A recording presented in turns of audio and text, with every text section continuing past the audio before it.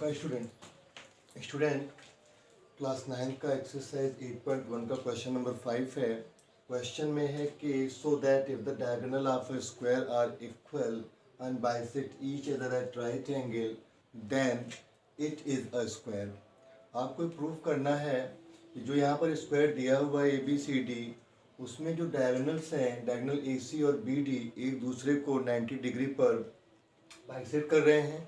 और साथ में आपको ये प्रूफ करना है कि यहाँ पर जो ABCD है वो एक स्क्वायर है। आपके वीडियो को जो रिज्यूम करने के लिए हमने पहले से इसको सॉल्व किया है। आप इस क्वेश्चन को अच्छी तरह से समझें और इसे आप अच्छी तरह से करने की कोशिश करें। आइए क्वेश्चन देखते हैं। देखिए यहाँ पर क्वेश्चन में given AC is equal to BD, ठीक है ना। अगर यहाँ पर स्क्वायर प्रूव करना है तो AC और BD जो डायगोनल होते हैं हमेशा इक्वल होते हैं। जो डायगोनल है ये हमेशा इक्वल होगा। और साथ में ये कह रहा है कि जो इसके बाइसेक्ट हो रहे हैं डायगोनल वो 90 डिग्री पर, तो इसका मतलब है एंगल 1, एंगल 2, एंगल 3 और एंगल 4 सभी आपस में इक्वल है और ये 90 डिग्री के हैं।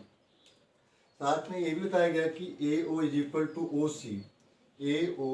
OC जो डायगोनल होता है हाफ डिवाइड होगा, बाइसेक्ट का मतलब हाफ डिवाइड होना, तो AO is equal to OC हो जाएगा और BO is equal to OD हो जाएगा, जो कि यहाँ पर गिवन में है। ठीक, अब आपको प्रूफ करना है कि ABCD is a square. ABCD is a square. तो यहाँ पर आपने सबसे पहले दिया कि AO जो है वो OC के इक्वल है बिकॉज AC का हाफ है, और एंगल 1 और एंगल 2 90 डिग्री के हैं।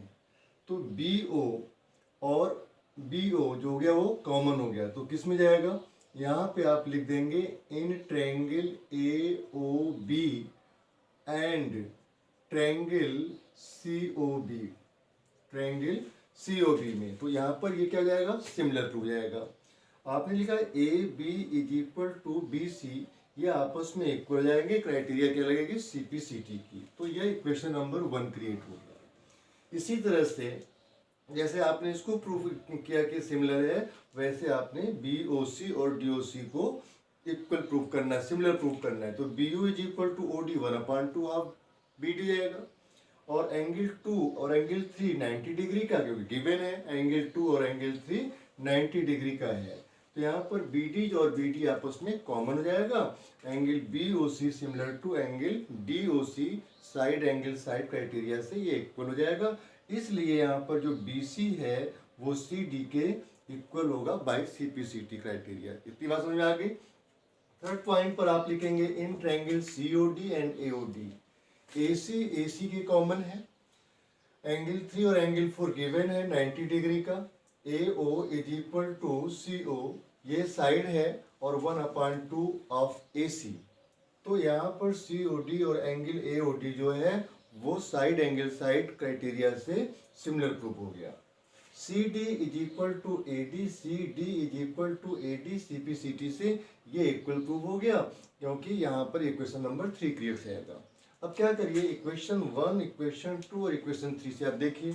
तो from equation 1, equation 2 and equation 3 आपने क्या पाया, AB is equal to BC। इसमें BC is equal to CD, तो BC ना लिखिए क्योंकि BC पहले से लिखा हुआ है, तो इक्वल टू CD लिख दिया जाएगा। ठीक है, और CD is equal to AD, यहाँ पर CD पहले से है तो यहाँ पर हम AD लिख देंगे, और हम ये कह देंगे कि ये जो ABCD है वह एक रोम्बस हुआ है, एक रोम्बस हुआ है। रोम्बस और स्क्वायर में क्या फर्क होता है, रोम्बस की साइड इक्वल होती है, स्क्वायर की साइड इक्वल होती हैं।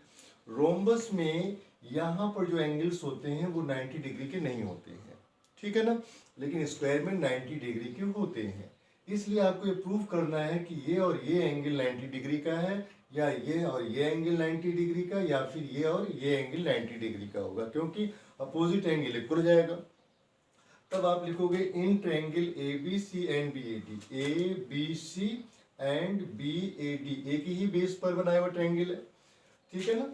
तो यहाँ पर AB is equal to BA common हो गया, BC is equal to AD आपने पहले ही प्रूव कर दिया है कि जो BC है वो AD के इक्वल है, ठीक है ना। BC is equal to AD, तो आपने ये प्रूव्ड है वो।